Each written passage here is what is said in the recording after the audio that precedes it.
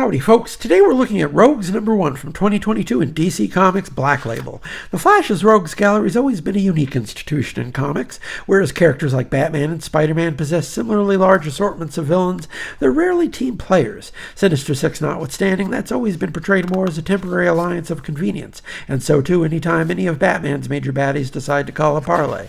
Almost always just a prelude to some manner of double-cross. The Flash's bad guys, however, have always been more of a family, a literal family in some respects, given the connection between Captain Cold and the Golden Glider. Barring, of course, rank sociopaths like Reverse Flash and world beaters like Gorilla Grodd, Flash's bad guys have long recognized the virtue of strength in numbers and teamwork. Not to preclude the occasional betrayal, these are villains after all. There's still a sense of camaraderie stemming from the fact that the best way to outfight a man who can put you in jail in the blink of an eye is simply to gang up and hope for the best. Joshua Williamson's script for Rogues begins with this dynamic at its core. If most villains are portrayed as lone wolves, the Flash's rogues need each other. This story picks up in 10 years' time. The rogues have all been pinched and paroled out to some semblance of regular lives. Captain Cold works at a box factory. Golden Glider's a social worker. Heatwave is maybe still working the wrong side of the law, but he was always a little bit less sane than the others. Fact is, whatever their occupation, without each other they're completely dysfunctional people, at least in their own eyes. When Snart gets frustrated with his day job and wants back into the big time, he ropes in the old gang for one last score, only minus the deceased Captain Boomerang and Weather Wizard.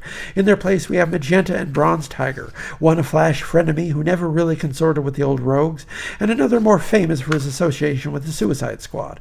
Add a past his prime trickster slumming as a stage magician and petty con man and a drug-addled mirror master sentenced to rehab, and the rogues live again, and this time the target's none other than the aforementioned Grodd himself, a rogue who always considered himself better than to consort with mere thieves and killers, with a giant pile of gold all to himself. Williamson's script hits all the beats you want from a one last score caper.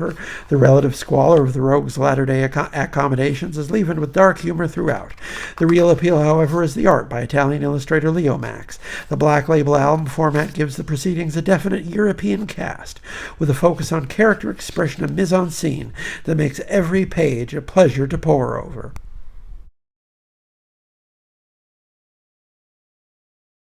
Howdy folks, today we're looking at Rogues #2 from 2022 in DC's Black Label. The fun continues as the Flash's surviving Rogues Gallery embarks on a trip to Gorilla City for the purpose of knocking over Grodd's vault. Gorilla City's an old and storied setting dating all the way back to the early days of the Silver Age Flash, premiering in 1959. Since then it's been a DC staple, as well as a rolling retcon intended to tie together all of DC's mini-talking apes with a single shared origin. That explains the inclusion in this story of Sam Simeon, the titular ape from DC's Angel and the Ape, a private detective / comic book artist later retconned in the post-crisis era to be Grodd's grandson. I believe they scrambled this origin even further during the New 52, but considering how little of the New 52 is stuck around, it's possible that will never be mentioned again. Gorilla City here is a far cry from the futuristic utopia originally encountered by Barry Allen. This city's wealthy, yes, but riven by inequality, and ruled by Grodd as a boss in the mold of the Mafia. He controls the flow of capital, he's in charge of union hiring, he rips the heads off any humans who try to undercut that de facto monopoly on labor. So, the upside is that Gorilla City has a big fat bank filled with gold, but the downside is that it's protected by an army of mobbed-up gorillas with machine guns. The machinery of a heist caper switches into high gear as our gang sets about formulating a plan intended to get in and get out with all the gold they can carry. What they didn't plan on, however, was running into the aforementioned Sam Simeon, who recognizes Captain Cold and confronts him over the fact that he has no business being seen in that city. Another wrinkle comes with the unexpected, or at least unexpected to me, return of Cameron Chase as the DEO director who receives the unfortunate news about a clutch of rogues having broken parole in Keystone. That's a lot of moving parts to complicate the heist. Writer Joshua Williamson understands the appeal of these stories lies in watching crooks construct a gorgeous plan and seeing it get broken piece by piece as it comes into contact with reality. Between Grodd, Sam Simeon, and Chase, the rogues have enough on their plates without having to worry about the fact that a couple of their number should probably not have been taken off their psychiatric medication, and a couple more seemingly only involved for family reasons. Stay tuned for everything to fall apart in the next issue, almost certainly.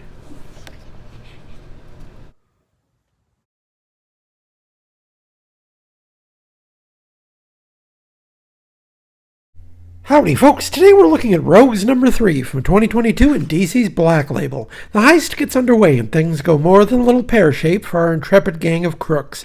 When last we left the Rogues, Captain Cold had just been pinched by Sam Simeon, the titular ape from Angel and the Ape. This issue picks up with Cold being given the hard sell by Sam in regards to his own schemes for the future of Gorilla City, essentially a gangster town that runs on profits from the illicit drug trade.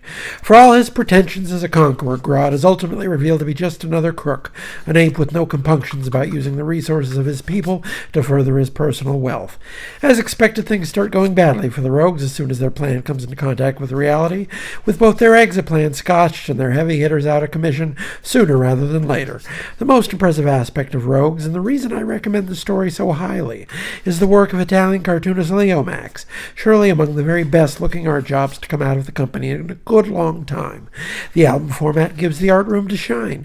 The extra real estate gives the artist room to spread their wings. The Rogues' assault on the bank vault is an excellent, thrilling sequence, unfolding on the page with the precision of a metronome. But the real highlight here is Leomacs' gift for expression. Every page simply a sublime masterclass in communicating emotion and character through facial movements. That he manages to do this with a cast partially composed of talking gorillas is all the more impressive. This book is simply a pleasure to read. Pay especial attention to Golden Glider, a character both beautiful and emotive, whose reactions carry a great deal of narrative weight. She makes a perfect foil for her brother, whose resting expression throughout remains a dark scowl.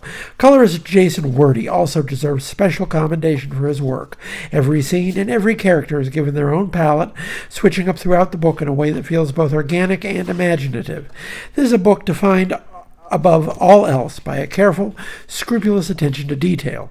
Everything fits, everything works. Just a gorgeous book from first to last, beautiful and measured, even when the bodies inevitably start hitting the floor.